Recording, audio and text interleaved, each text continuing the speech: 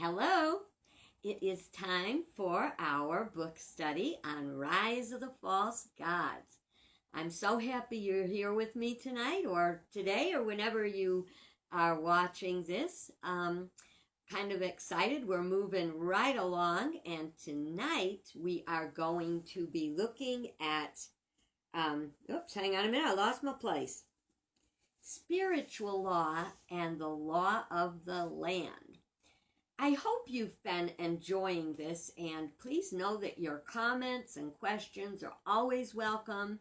If you've missed any of the episodes, you can see the videos on YouTube. Just type in to the search bar, Rise of the False Gods, Alicia Leslie, and it will come up. So, we're going to begin by, I'm going to be reading on, excuse me, on page 66. And it says, the law of the land refers to the laws in force within a country, community, or region. The difference between spiritual law and the law of the land is its expression. Spiritual law originates in divine mind. It is discerned and interpreted. Remember when we talk about the higher consciousness, which is intuitive sensing, and the lower consciousness, which is human thought. It is the rational mind. It is the mortal mind, as they would say, and the human emotions. So that doesn't mean that there is not intelligence. There's great intelligence in the lower mind, but in order to really work in its best way, it wants to be infused with the spiritual component. Okay, so it is discerned and interpreted according to the consciousness of the receiver. Interpretation happens either through the filter of the higher enlightened mind, perceiving and sensing, or the lower carnal thoughts and feelings. Spiritual law exists for the good of all. The whole thing with spiritual law, it's for the good of all. It is for good, prosperity, peace, harmony, and everything good in life. It cannot be broken. You cannot break spiritual law. As, you know, Eric Butterworth said, you can break yourself against it, but not living according to the law will bring negative consequences. That is breaking yourself against the law. Now, we as civilizations created the laws of the land, which is also called civil law, criminal law, etc., with the good of everyone in mind. They're based on human logic, experience, and understanding. But understand that understanding is all, we're all talking about the regular human perceptions, common sense, whereas spiritual law, spiritual understanding is a beyond. It is what lies back of, what is behind common sense, the principles.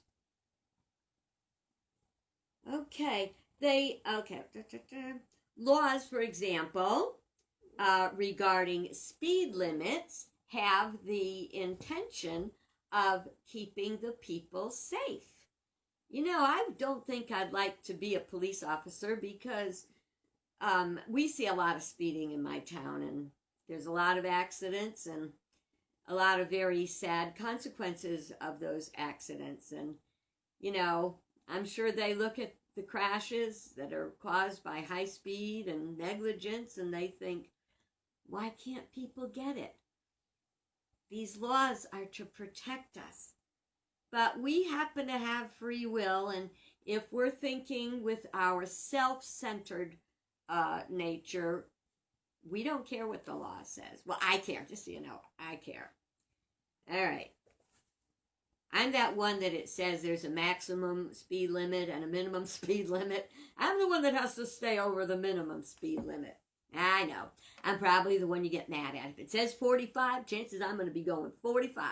If it says 50, I'm going to be 50. If it says 70, I'm probably 65. So I'm in that slow lane. Why? I've been in a crash or two, and I know it's not something I want to do. Okay. Because we construct the laws through the carnal mind, many people see them as an attempt by government, by them, to restrict or control them. Boy, and you just have somebody think you're trying to control them, and they go right off the deep end.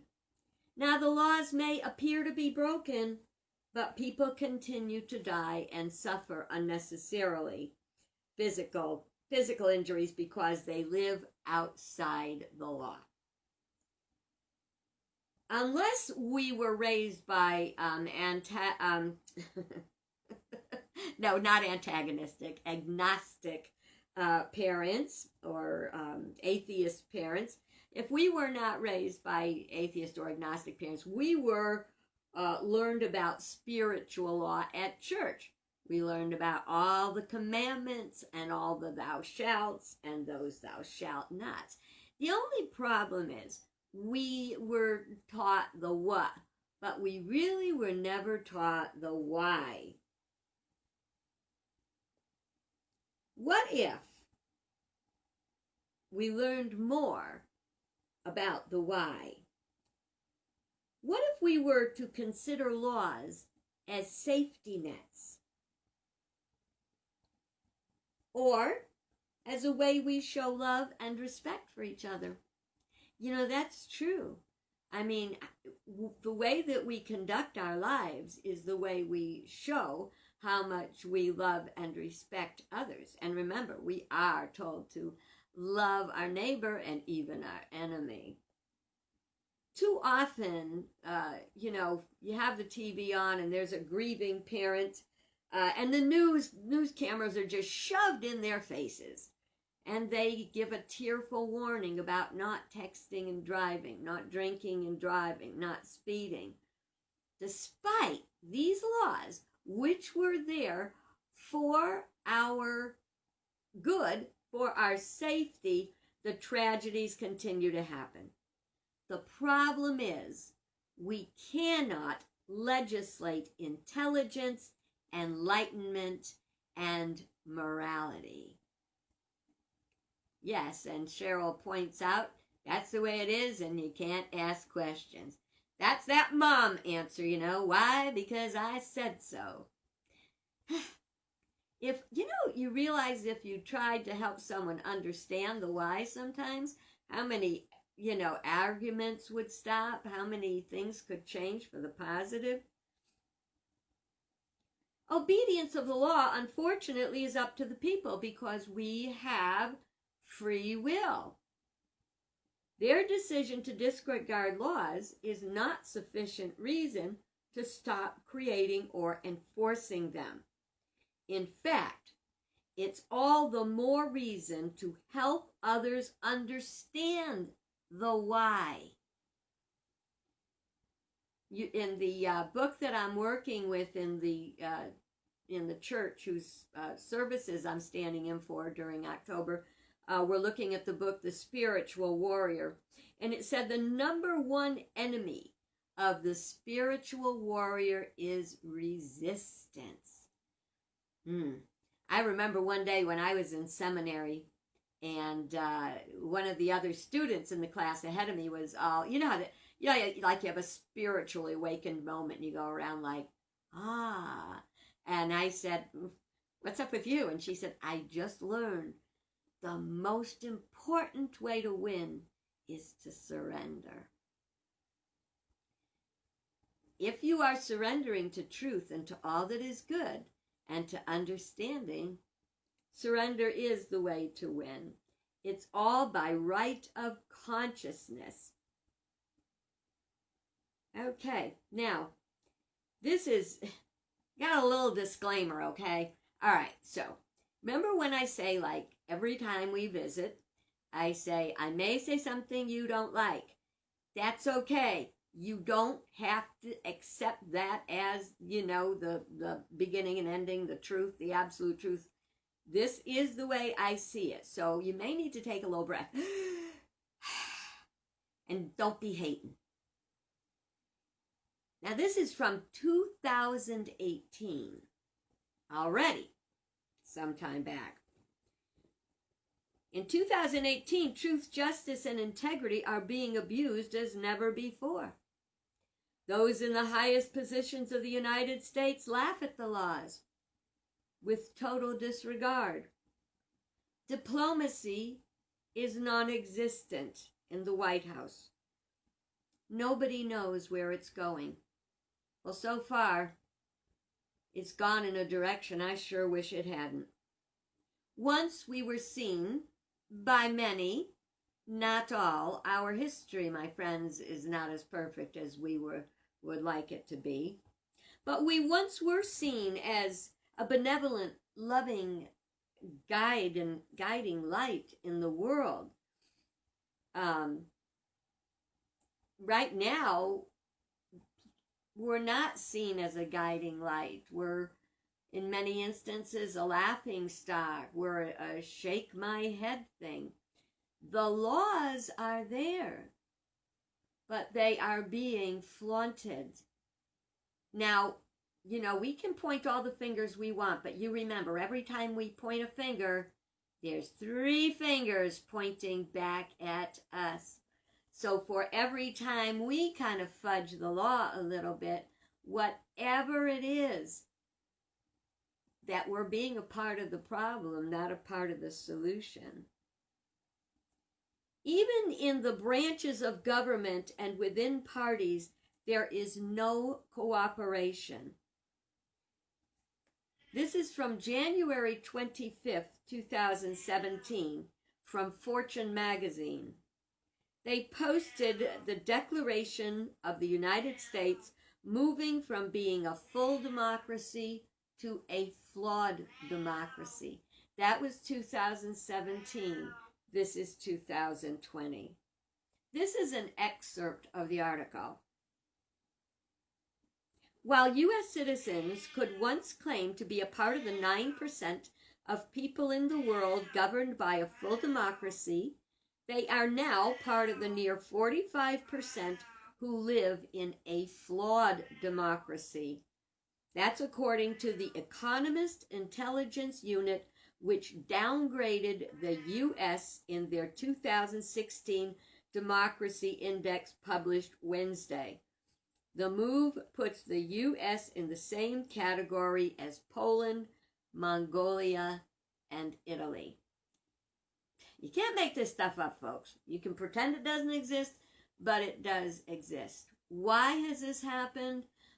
We have kind of veered off the path so far, and we've let it go so far. And again, remember, you're pointing a finger. There's 3 fingers pointing back at you.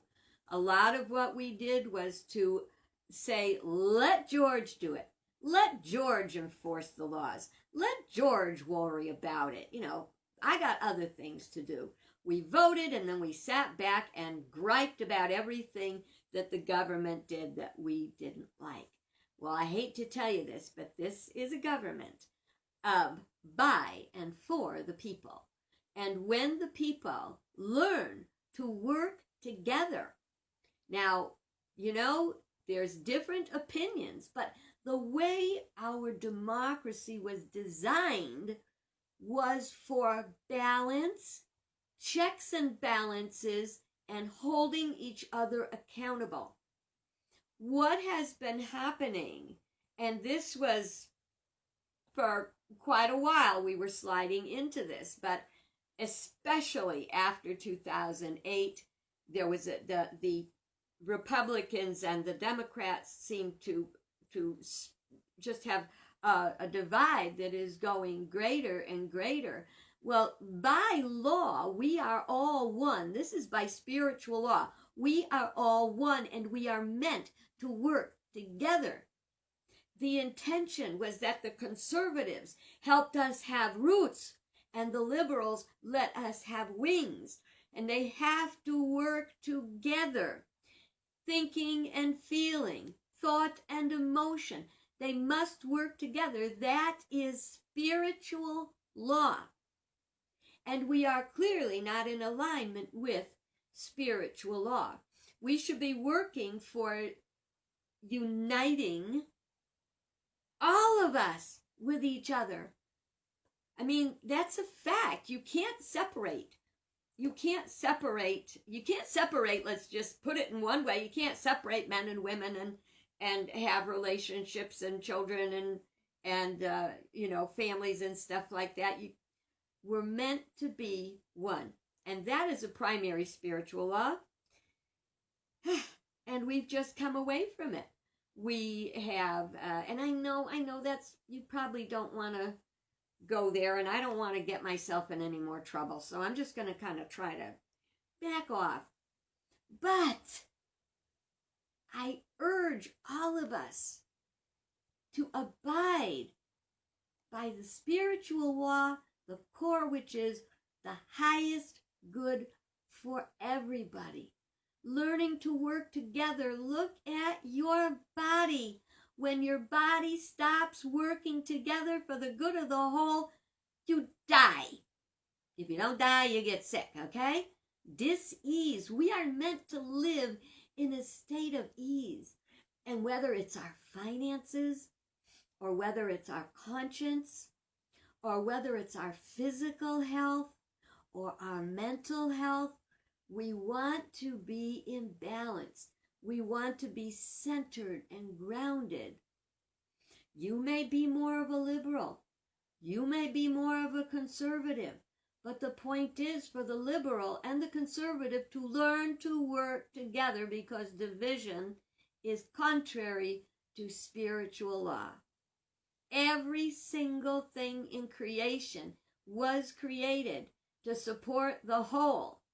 And civil law tries to enforce it, but very often our selfishness interferes with that. What are we going to do now? We're in such a mess. Well, I'm going to tell you, we're going to keep on keeping on. I believe, and I'm reading now. I wrote the words, but I am reading them. I write these words coming from the belief in my heart and soul that the Lord of my being, God, has commissioned me to share my truth. Guided by Spirit, I am committed to sharing a metaphysical perspective of the human condition. With the hope of enlightenment, I share what I have learned from Jesus, my brother, way shower, and Savior, and other enlightened masters. There is such wisdom out there, and they all speak. They all speak about wholeness and health and love. We just have to follow those laws of love. Remember what Jesus said, if you love everybody, the other laws you don't even need. Because when you truly love, you're not going to break the law. You're going to drive the speed limit, not just because it's a law, but because you love and respect each other, and you love and respect your own life, and you want to take care of it. We follow financial laws because we want everything to thrive. Everything we send forth comes back. So the law may say, you shall not steal. You're told not to steal in the store. Still, people steal. So the prices of the goods and services we buy have to go up because they've got to make up for their losses. Think about this. All things are connected. I pray that I can inspire others as I follow Jesus, my master teacher, and to the glory of Spirit of God and all that is good, and that I respect and continue to learn the wisdom of the other great spiritual leaders that are on the planet and that have been on the planet. Ooh, guess what? That's the end. Ooh, I finished early tonight. How do you like that? I think I kind of flew through that, and I'm thinking maybe you will have some questions about some of the things I said tonight. I don't like to get to be political, but yet politics are a part of the law of the land that will help us to stay whole and healthy. You know, and I don't remember, Cheryl, maybe you know, where did the phrase united we stand, divided we fall come from? Because that's the truth. That's the truth in our physical body, that when we all work together, we're healthy. It is the same thing in our family, when we all work together for the good of the whole family, when we're not being self-centered and putting ourselves above everything else. And we realize that there is a higher law that we answer to. Hebrew National, who made hot dogs, and they would say, we answer to a higher source, that their meat products were, purer and healthier because they answer to a higher source. Do you answer to a higher source? See, the word law and Lord are basically the same. They refer to principle. So we have civil laws, which are human interpretations or translations, or the way we try to write it. Because if you're not living the law from inside out, until we live the law from inside out, we will need to have laws that are generated from outside and imposed. Do you want to be free of the law? Live in alignment. It all works together for good. So that was quick, and I hope I wasn't offensive to anybody. And if you have questions, don't hesitate. Private message me. Put your comments in here. And I'm going to see... okay, Father John Dickinson from the Liberty Song from the pre-Revolutionary War. Is that where that came from? Is that where United We Stand, Divided We Fall came from? If it is, thank you, Cheryl. You are brilliant. You certainly have a wealth of knowledge within you. All right, so I'm going to move forward, and tomorrow we are moving on to the dogma and doctrine of false gods. So Wikipedia said, thank you. My little fact checker. That one's kind of small, so maybe I'll make it through the lies of the false god as well. We shall see. Doing my best. Have a good night, and please come back tomorrow. I'm hoping I didn't turn you off with talk of politics, but you know what? It's all a part of the oneness. God bless you till we get together again.